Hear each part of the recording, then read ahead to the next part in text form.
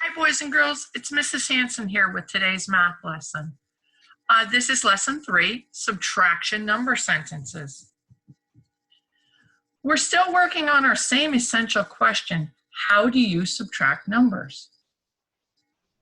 Turn and talk to your neighbor in the classroom or someone near you at home and explain to them, how do you actually subtract numbers? What is it you do?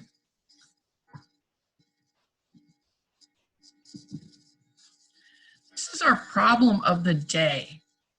Which of the following numbers can be added together to make 9? Now we know that when we add two numbers together, they have to be smaller so that when we put them together, they could equal our sum. Let's try 2 plus 4. 2. I'm going to grab the 4. I'm going to say 4, and I'm going to count on 5, 6. Nope, that's not it.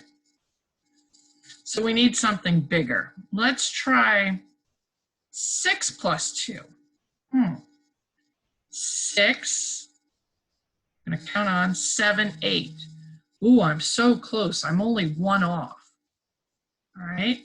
So what if we tried 7 plus 2? Let's capture that 7 in our head, 7, and we're going to count on 2 more, 8, 9. Ooh, that sounds like it's going to work. It does. 2 plus 7 equals 9. And if you were listening to Mrs. Hanson, I'm using a strategy called counting on that we're going to learn about soon, where you grab that big number and get it stuck in your head, and then you count on for the smaller number. We can always use our fingers when we have to. They're built-in math manipulatives. Now, what symbols do we use for subtraction? We have a 7, a 2, and a 5. What needs to go in this first circle if we're subtracting? And what needs to go in this circle? That's right, boys and girls. We need a minus sign first. Oh, Mrs. Hanson skipped slides. We need a minus sign or a subtraction sign here. 7 minus 2. And then we need our equal sign because 7 minus 2 equals 5. Okay? Remember, those are very important symbols. We're going to use them in every subtraction equation. Here we've got a problem. It says there are 10 balloons floating. So let's count. I have 1, 2, 3, 4, 5, 6, 7, 8, 9, 10. Here are my 10 balloons. And I wrote 10 as my first number in my equation. It says 3 of the balloons pop and fall to the ground. Okay, so we X'd out 3 of them. Okay, those are the 3 that popped and fell. And we took them away, minus 3. Okay, it says how many balloons are left floating? 1, 2, 3, 4, 5, 6, 7. So we need an equals 7 in our problem. And you notice, just like Mrs. Hanson has explained before, when I'm counting, I'm touching or moving each one. Okay? That's important to make sure that we count accurately. All right. We're going to work on some subtraction problems. Remember, we always have to start with the whole. Okay? How many did we have at the beginning? So let's count our bicycles. 1, 2, 3, 4, 5. So we had 5 bicycles. And you could trace over the number 5 if you have your math book at home. Minus, that's what we say, and we write a subtraction sign, a minus sign. It crossed out 2. That means we took 2 away. Right, our 2 is our second number in our equation. equals, this is what our equal sign looks like, and we have 3 bicycles left. 1, 2, 3. So we write the number 3 as the difference in our equation. Those of you who are at home can get your math book. Those of you in class need a whiteboard and a marker. We're going to count the number of jump ropes that we have. We have 1, 2, 3, 4, 5, 6, 7, 8. So what number goes here first in our equation? Should be an 8, right? Then they told us write a subtraction number sentence or a subtraction equation. So we should know what symbol comes next. Count how many they've taken away. 1, 2, 3. What do we need next? That's right, it's that equal sign. And then we need to count how many are left. 1, 2, 3, 4, 5. And if we look at our next slide, we have started with 8.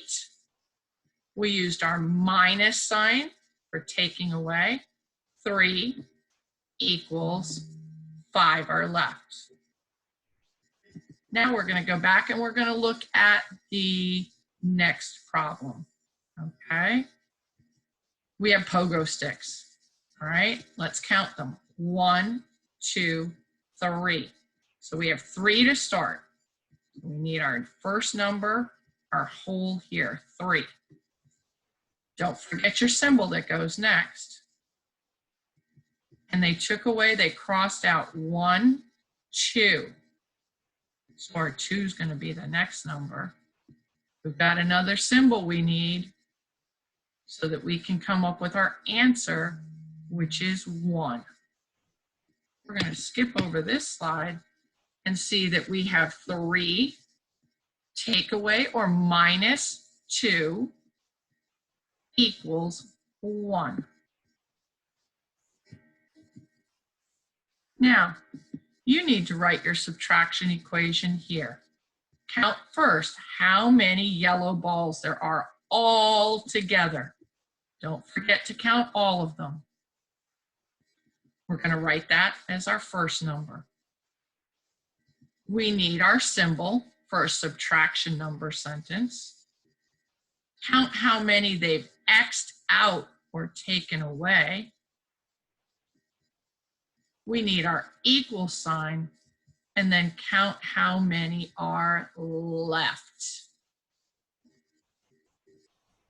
If you've done all that correctly, you end up with 6, 1, 2, 3, 4, 5, 6, minus 2 are X'd out, equals 4.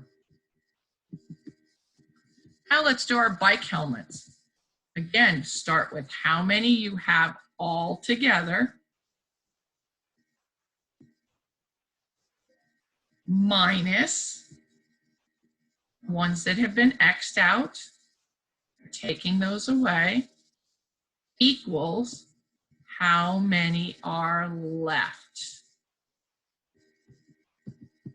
And if we go look, we had 4, 1, 2, 3, 4, minus, we took away 2, 1, 2, equals, we have 2 left, 1, 2. Okay, good job, boys and girls. Now, what does that symbol mean? Turn and talk to who's ever nearby.